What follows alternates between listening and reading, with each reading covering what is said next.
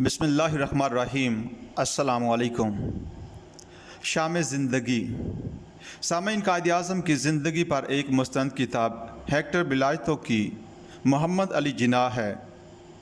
इस किताब के आखिरी दो अबवाब कायद के आखिरी अय्याम से मुताल्लिक़ हैं और जी चाहता है कि इन्हें हरफ बहरफ देखने और सुनने वालों की खिदमत में पेश किया जाए। आखिरी से पहले बाब का नाम है शाम ज़िंदगी। हेक्टर विलायतों अंग्रेज़ी ज़ुबान के शायर रॉबर्ट की नज़म द ग्रेव के इन अशार से शुरू करते हैं। Behold him in the evening tide of life, by unperceived degrees he wears away, yet like the sun seems larger at his setting. इस दरख्शां ज़िंदगी की शाम भी काबिल दीद है। शम्मा हयात आहिस्ता आहिस्ता बुझ रही है, लेकिन उसके गुल होने का अंदाज़ा भी अपनी एक शान रखता है। जैसे गरूब होने से कबल कुछ देर तक सूरज पहले से भी ज़्यादा बड़ा मालूम होता है। कायद के पुराने पारसी दोस्त जमशेद नौशीरवां जी कराची में रहते थे। वो कायद से बहुत मानूस थे। एक दिन वो कायद को तलाश करते हुए गवर्नमेंट हाउस के चमन में पहुंच गए और देखा कि कायद एक नशिस्त पर बैठे ऊँग रहे हैं।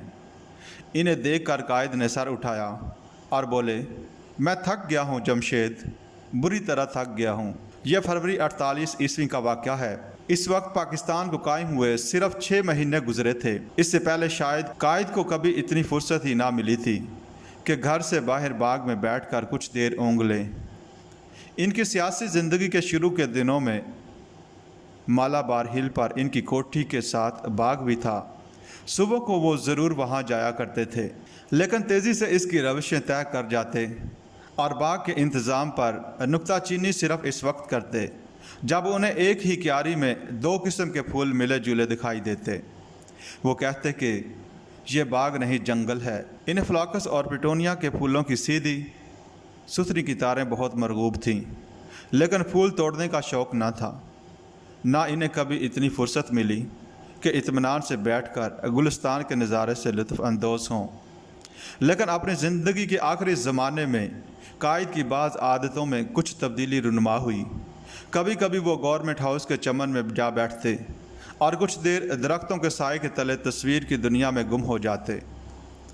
इसके बाद अक्सर थोड़ी देर के लिए उनकी आंख लग जाती। इससे पहले कभी उन्होंने इस तरह चमन में इस्तराहत न की थी। कभी कभी बाग में टहलते हुए वो ठहर जाते और कार्निश का एक फूल तोड़कर अपने कोट में लगा लेते। इसी महीने में एक सुबह को स्टेटस मैन के एडिटर मिस्टर एन स्टीफन्स ने कायद-ए-आज़म से मुलाकात की। कई बरस बाद अपनी किताब हॉर्नेट मून में इस मुलाकात का जिक्र करते हुए उन्होंने लिखा, बानिया पाकिस्तान की ज़िंदगी का चिराग गुल हो रहा था, मगर इस वक्त तक किसी को ये खबर न थी कि वो तफ़दक में मुब्तला हैं और ये मुज़ी मर्ज़ उनके फेफड़ों को छलनी कर चुका है। चंद ही महीनों में इस मर्ज़ ने इनकी जान ले ली। कहा जाता है कि 3.5 साल कबल बम्बई में कायद-ए-आज़म के मुआलजों ने उनको इस खतरे से आगाह किया था, लेकिन कायद-ए-आज़म ने ये बात राज बनाकर छुपा रखी थी। आगे चलकर मिस्टर स्टीफन्स लिखते हैं, तक़सीम हिंद से चंद दिन कबल मैंने मिस्टर जिन्ना को देखा था।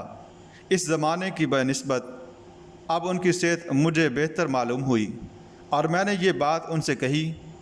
इसके बाद वो देर तक मुझसे गुफ्तगू करते रहे और उनके सेक्रेटरियों को 77 मिनट की इस तवील मुलाकात पर बहुत ताज्जुब हुआ। दौरान गुफ्तगू मिस्टर जिन्ना ने हिंदुस्तान और पाकिस्तान के गुज़श्ता साल के हालात व वाक़यात का जायज़ा लिया।